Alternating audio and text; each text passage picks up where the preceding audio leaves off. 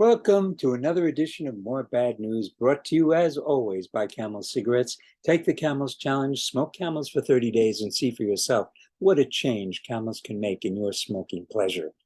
Now, the centrality of tobacco within American culture is remarkable, both for its longevity and for the diversity of its products and its meanings. The tobacco plant was domesticated and cultivated by natives of the Americas long before Columbus and became a staple of the 20th century industrial economy. Tobacco played a central role in the behaviors, rituals, and social activities of modern Americans, just as it had for centuries for Native Americans. Thus, tobacco links us to our pre-modern roots. Tobacco had its origins in South America, but unlike every other major crop cultivated by the natives, tobacco's purpose was not nutritional.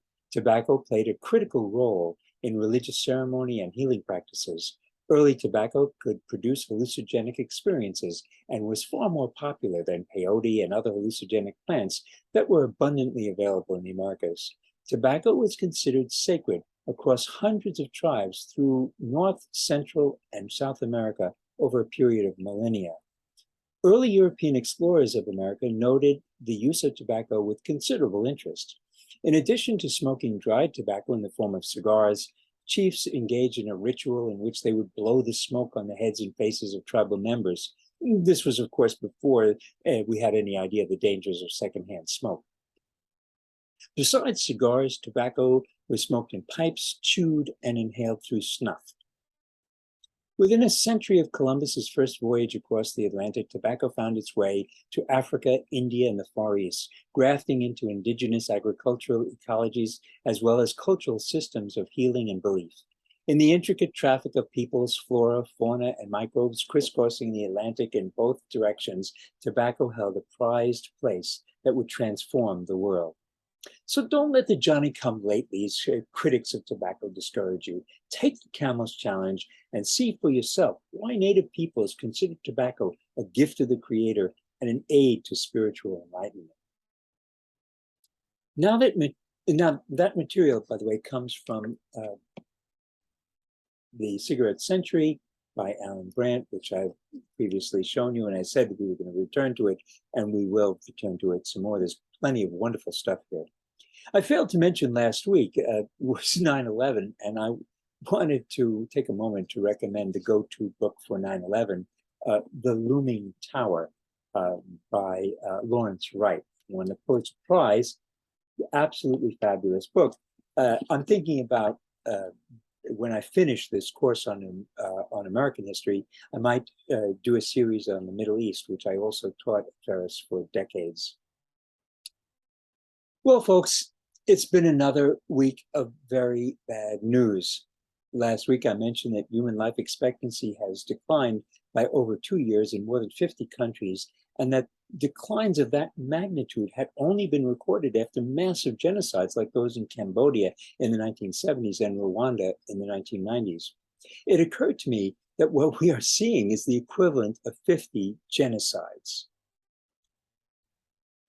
In Ukraine this week, reports of mass graves hand in hand with concerns about the largest nuclear power station located in southern Ukraine, and there's a war going on around it.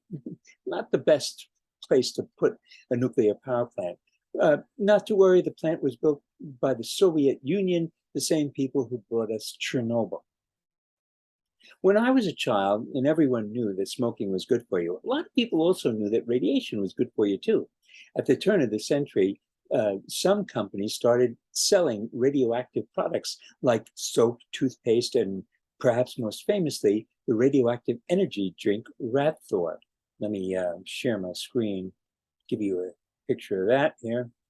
Yeah, this is the stuff. Here it is. That's it. Certified radioactive water. It contains radium and methethorium. It really wonderful for you, and it never really caught on because most of its enthusiastic advocates died young, but it does show how naive we were about the impact of radiation on our health and our environment. Between 1946 and 1970, approximately 47,800 large containers of radioactive waste were dumped in the Pacific Ocean just west of San Francisco. These containers, mostly 55-gallon drums, were dumped in the Gulf of Farallones. The drums actually litter about a 540 square mile area of seafloor, much of what is now the Gulf of Farallones National Marine Sanctuary, which was established by Congress in 1981. Chernobyl is also a sanctuary, or maybe better, an experiment in the effects of long-term radiation on animal and plant life. The area of the seafloor where the drums lie is commonly referred to as the Farallone Islands radioactive waste dump, because the actual distribution of the drums in the seafloor is unknown. Assessing any potential environmental hazards from the radiation or contamination has been nearly impossible. What is clear is that the oceans are out of sight and out of mind, like so many of our existential threats. But if there's one thing that is certain, it is that the oceans will be the death of us. Back to the colonies. In 1621, an African named Antonio, identified only as a Negro from Angola, arrived in Virginia. Caught as a young man by Portuguese slavers, he had passed from one trader to another until he reached Virginia. And there, he was purchased by Richard Bennett and sent to work on Bennett's tobacco plantation situated on the James River. On March 22nd, 1622, the Powhatan tribe attacked the white colonizers and in a determined attempt to drive them from their land. Of the 57 people on the Bennett plantation, only Antonio and 4 others survived. Antonio worked on the Bennett plantation for some 20 years, but he wasn't a slave. Virginia didn't recognize slavery as a legal institution until 1662. Massachusetts was the first colony to recognize slavery and established a slave code in 1641, 21 years before Virginia. And it is important to understand that the institution of slavery developed over time.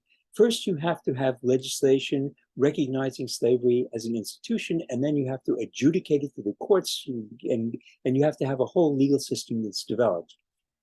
In this early period, free Blacks in Virginia enjoyed relative equality with the white community. About 20% of the free Blacks in Virginia owned their own homes. And in 1662, the Virginia colony passed a law that children in the colony were born in the colony, their social status would follow their mother. Thus, if your mother was a free white woman and your father was a Black slave, you were considered to be a white and free. The point to understand is that the system of slavery did not appear in whole cloth in 1619. It developed over a period of 80 years from about 1620 to 1700, and the prejudice against Blacks also evolved with the changing legal status. With the end of slavery in 1865, a second system of white supremacy, the Jim Crow system, took about a generation to establish itself. I have argued that with the demise of the Jim Crow, in the 1954, beginning 1954, with the second Reconstruction, a third system of white supremacy began to be formulated and became the focus of my research on eugenics. Most historians believed in progress, that racism was declining from slavery to Jim Crow to today, but many historians of Jim Crow disagreed with that assessment. After all, it was under Jim Crow that lynching became widespread. Slaves were hardly ever lynched. Slaves were property and had value. Free Blacks were not property and had no value, and thus they could be murdered with impunity. That's not progress. Back to Anthony Johnson and 17th century Virginia. In the 1640s, Anthony and Mary Johnson gained their freedom. During this time, they had 4 children. By 1650, they owned 250 acres, a small herd of cattle, and 2 black and 3 white indentures. In a world in which racial boundaries were not yet firmly marked, the Johnsons had entered the scramble of small farmers for economic security. This was a world where your status depended on how much land you owned.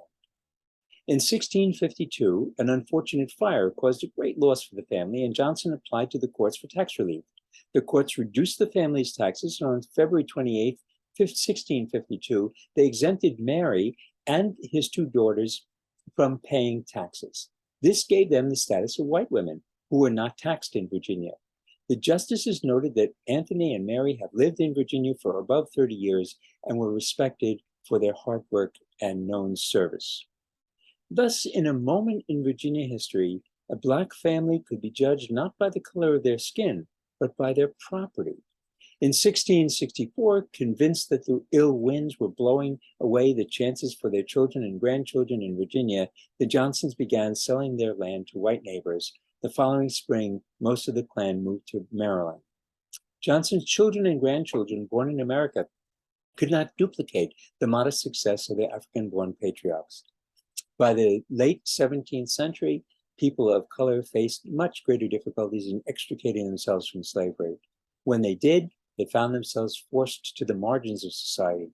Anthony Johnson's son, John, moved to Delaware in the 1680s, and members of the family married into local Indian tribes and became part of the tri-racial community that has survived to the present day. Well, that'll wrap it up for this week.